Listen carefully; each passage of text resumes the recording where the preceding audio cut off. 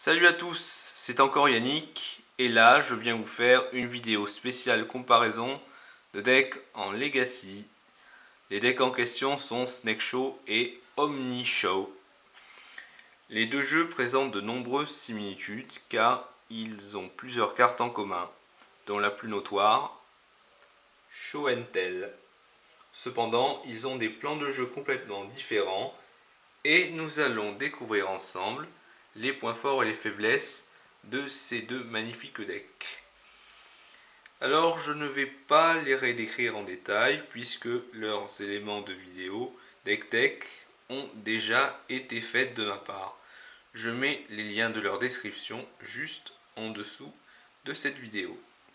Donc la carte en commun de ces deux decks Show and Tell se divise en deux factions. Snake and Show, un deck basé sur Show and Tell et Snake Attack, un enchantement rouge pour 4 mana, dont un rouge. En payant un mana rouge, mettez en jeu une créature qui aura la célérité et qu'il faudra sacrifier à la fin du tour. Ça va donc jouer sur Griselbrand et Emrakul. L'idée est de placer ces créatures pour infliger une attaque létale sur l'adversaire. 15 la force d'Emrakul et 7 celle de Griselbrand. Et ça fait 22. Et 22 à Magic, ça tue. La mana base est bleu-rouge, censée ne pas être trop sensible au mana dénial, mais en ayant fait pas mal de parties de tests, on s'est aperçu que c'était pas trop le cas.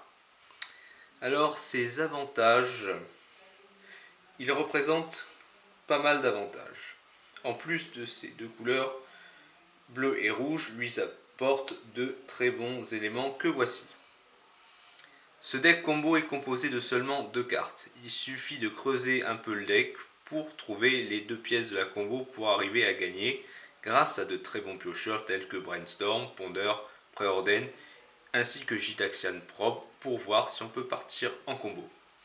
On a également des contres, Force of Will, Spell Pierce, Misdirection pour protéger au mieux notre combo. Ainsi que de très bonnes cartes de side rouge, Blood Moon, Reb, Pyroclasme, ainsi qu'un petit dernier, Retour de Kozilek, qui peut être mieux que Pyroclasme.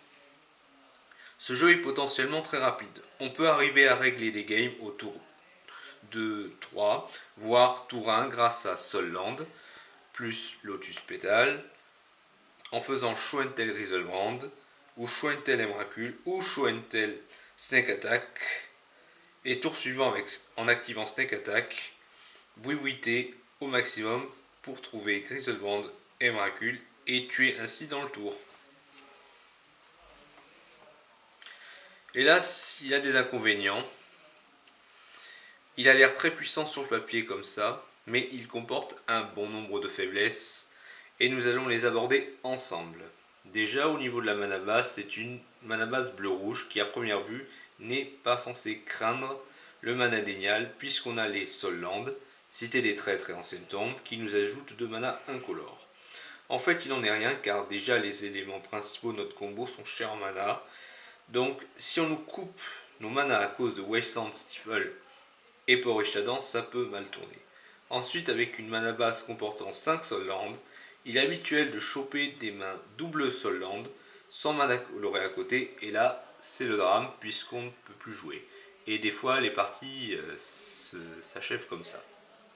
On ne peut pas revenir. La combo peut aussi parfois sembler lourde. En effet, sans Show and Tell et Snake Attack, il est impossible de mettre en jeu Griselbrand et Emrakul.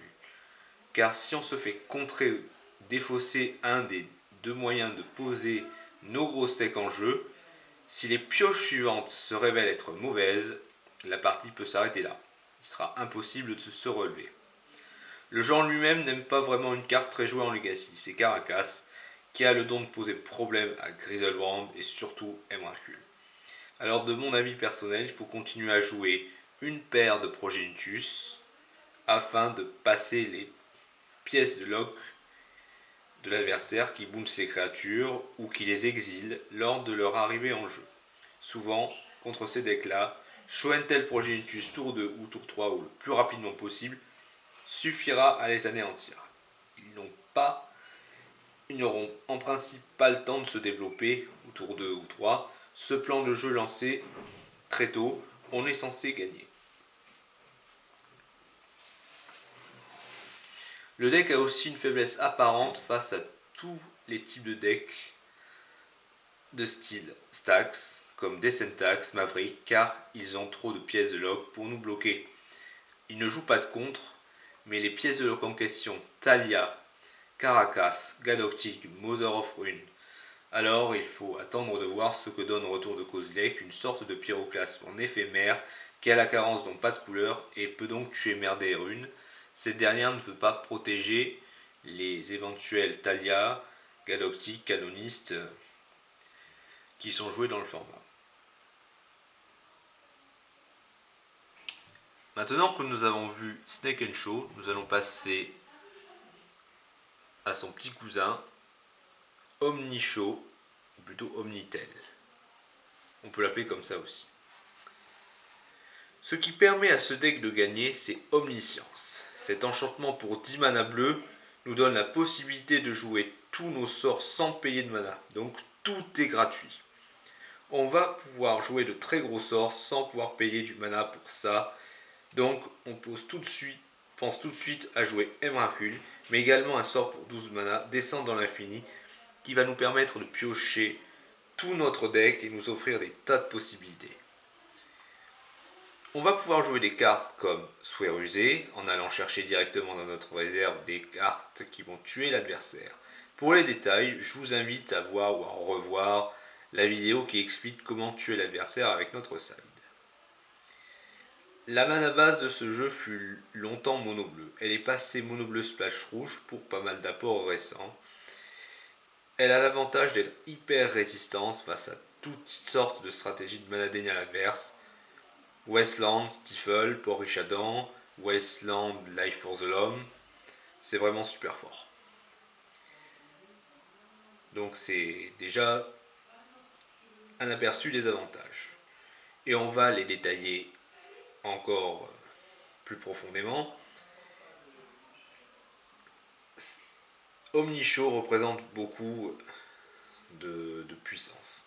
Sa seule couleur bleue lui apporte la possibilité de jouer ses cartes très rapidement sans être ennuyé par des soucis de colorless, ainsi que d'être très fluide et très réactif.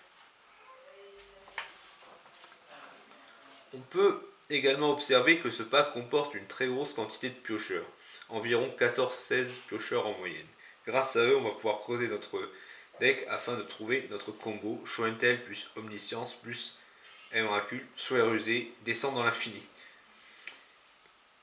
Malheureusement, vite fait, c'est l'inconvénient, c'est que c'est une combo en 3 cartes.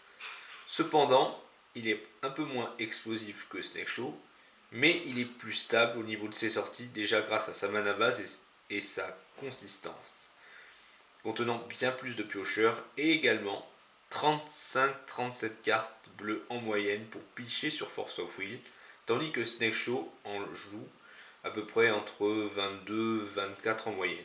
Ça fait vraiment une nette différence. Ce deck a pour habitude de vouloir tuer dans le tour, au moment où on est parti en combo, soit en castant Emrakul ou dégâts infinis grâce à Descente de l'infini. Pas question de laisser un tour de répit à l'adversaire. Un tour souvent suffit à faire la différence, surtout en Legacy. Alors, pour les inconvénients, ce deck a quand même pas mal d'inconvénients, mine de rien, on va les observer ensemble. Ce n'est pas évident de passer des decks comme Tempo Trash, Team America, Miracle Control à cause de toute la gestion qu'ils contiennent, donc essayez d'anticiper tous les contres, Force of Will, Daze, Spell Pierce, Counter Spell. Heureusement qu'on ne craint pas Wasteland et vive Boseju qui permet de passer les contre-sorts. Malheureusement il arrive engagé, donc il peut prendre Wasteland. Mais ce sera tout. Les tax decks comme Descentax peuvent être considérés comme étant de mauvais match-up à cause des pièces de lock créatures qu'ils ont. Donc Talia, Gadok, Canonist, Mother of Rune. Alors à l'heure actuelle, c'est peut-être moins le cas. Grâce à un Retour de Kozilek, un pyroclasme incolore qui, en instant, permet de gérer un peu tout ça.